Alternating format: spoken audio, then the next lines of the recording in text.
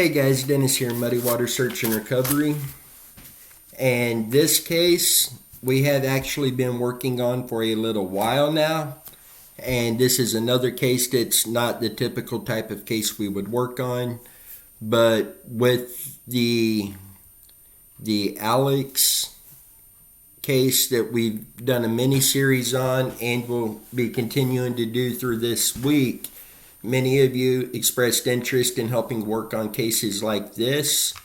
So we want to go ahead and do this case as a mini series, help break it down, get it out there, and you guys can help us work on this.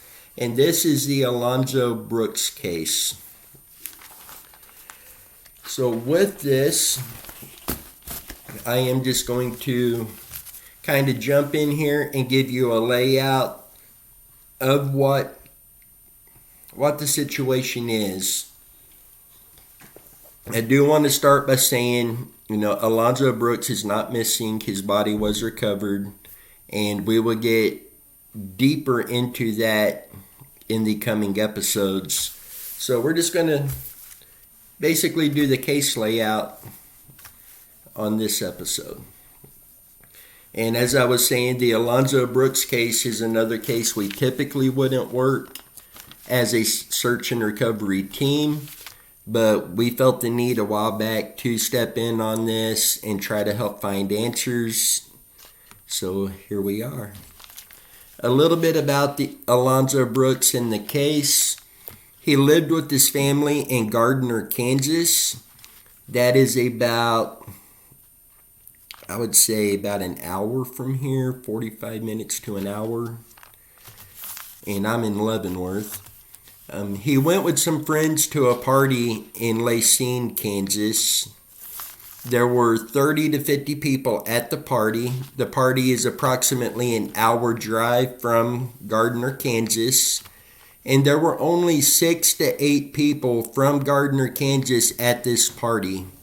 It was reported Alonzo didn't know anybody else that was there. Alonzo was reported to have been in a very good mood that night and was actually more outgoing than normal.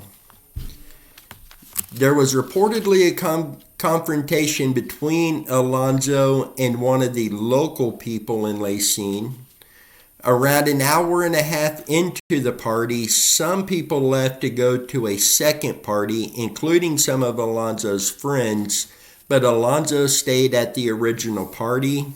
Unfortunately, his friends who left to go to the other party would not see Alonzo Brooks alive again. Law enforcement and the Lee Summit Search and Rescue Team, I'm going to stop right here. The Lee Summit Search and Rescue Team is known to be one of the best. These guys are incredible at what they do. And that was the team that come in and helped law enforcement search the property where the party took place. And they searched it for several days. And finally, around a month after Alonzo has been missing, law enforcement finally allowed family and friends to come onto the property and to do their own search on the property. Well, the family and friends, they found the body of Alonzo Brooks in the creek roughly 200 feet from the house where the party actually took place. I also read in a report that they found him in roughly 30 minutes of being there searching. The Unsolved Mysteries has done a couple episodes on this. They did talk to somebody with the Lee Summit Search and Recovery team that was there on this case. And he went over, what they searched. They searched this creek thoroughly. It's a shallow creek. You can see the bottom of it. They searched it thoroughly. Even the brush around it. It was searched. 30 minutes with the family and friends searching, they find him. The questions now is what happened to Alonzo Brooks and who is involved. There's many theories on what happened to Alonzo Brooks. There's many theories about who may have done something to Alonzo Brooks. Alonzo was one of maybe a couple black people at this party. Lacine is reportedly a dominant white location.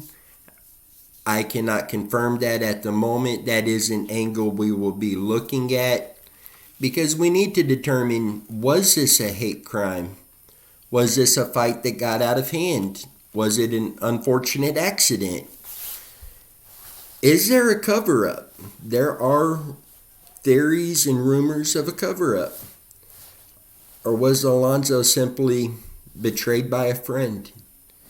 Join us in this mini-series as we dig into Alonzo's case and try to uncover what happened to Alonzo that night. Till next time, you guys stay safe, and let's see if we can find some answers.